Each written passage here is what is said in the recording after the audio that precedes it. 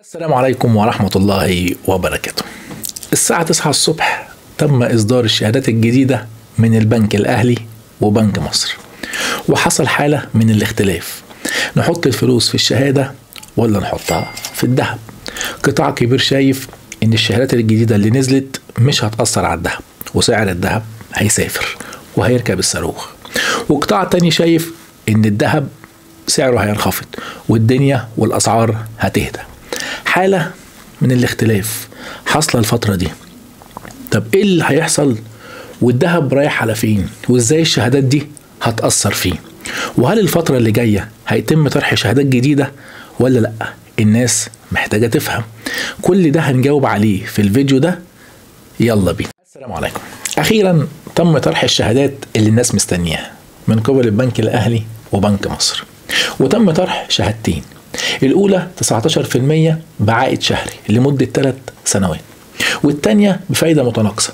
يعني إيه فايدة متناقصة؟ أول سنة 22% ويحصل العائد بتاعها شهري، بس السنة التانية هتبقى 18% وبرضه بيحصل العائد بتاعها شهري. السنة التالتة 16% وبرضه بيبقى شهري. بس حصل نوع من اللخبطة، الناس ما بقتش فاهمة.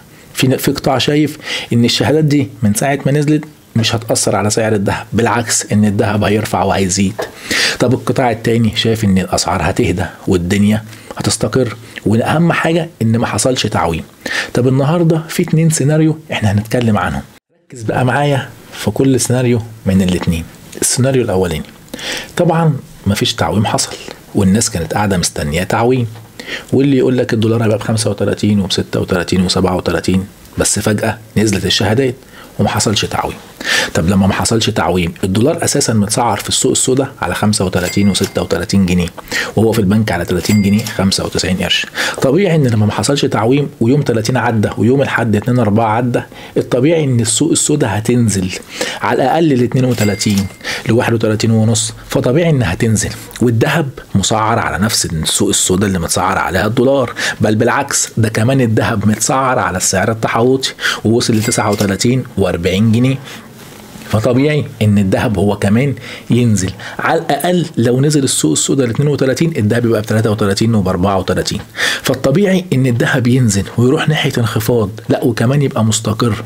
مفيش حاجه تستدعي دلوقتي ان الذهب يفضل على نفس سعره، فطبيعي ان الذهب ينخفض. فالناس شايفه انه دلوقتي بقى مخاطره كبيره قوي ان احنا نروح ناحيه الذهب. السيناريو الثاني، الناس بالنسبه لها الشهادات دي جت عكس التوقعات.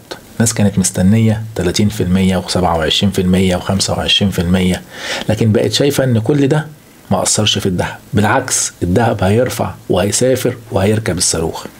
أنا معاك، بس الكلام ده لو كان حصل تعويم ونزلت الشهادات دي، بس ما حصلش كده. بس هفضل محافظ على نفس وجهة النظر اللي انت شايفها. الناس شايفة ان الذهب واقع تحت العرض والطلب، وعشان هيبقى عليه طلب كبير سعره هيرتفع، لا وممكن نشوف كمان ارقام خيالية ما كناش متوقعين ان احنا نشوفها. دول الاتنين سيناريو اللي الناس رايحين لها. دلوقتي الذهب ملاذ امن، بس استثمار متوسط وطويل الاجل. طيب الشهادات بتدخلك عائد شهري، لازم أن تكون هنا انت عارف احتياجاتك انت ايه. محتاج الذهب وتستناه وتسيبه فترة، ولا محتاج ان انت تحط فلوسك في شهادات وتدخلك عائد شهري؟ وانا هنا مش بتكلم عن الحلال والحرام والربا، محدش يدخلني في القصة دي، انا بوضح وجهة نظر. الناس اللي هتشتري ذهب تصبر شوية، لان محدش عارف الدنيا رايحة لفين، بس رايحة الاستقرار ورايحة الانخفاض لان ما حصلش تعويم. والناس اللي عايزة تروح ناحية الشهادات، لو هي شايفة ان الشهادة اللي مطروحة دلوقتي يعني هتقضي احتياجاتها والتزاماتها تروح ناحيتها، مش عايزة هي حرة. كل واحد فينا صاحب قراره، محدش يجبر التاني انت اعمل وما تعملش. علشان كده الفترة اللي جاية لازم يكون في ثبات انفعالي واستقرار، ولازم يكون كل واحد فينا عارف هو عايز ايه. لو عجبك الفيديو ما تنساش تعمل اشتراك في القناة وتفعل زر الجرس عشان يجيلك كل جديد، ولو في اي استفسار او تعليق حطولي في الكومنتات. سلام.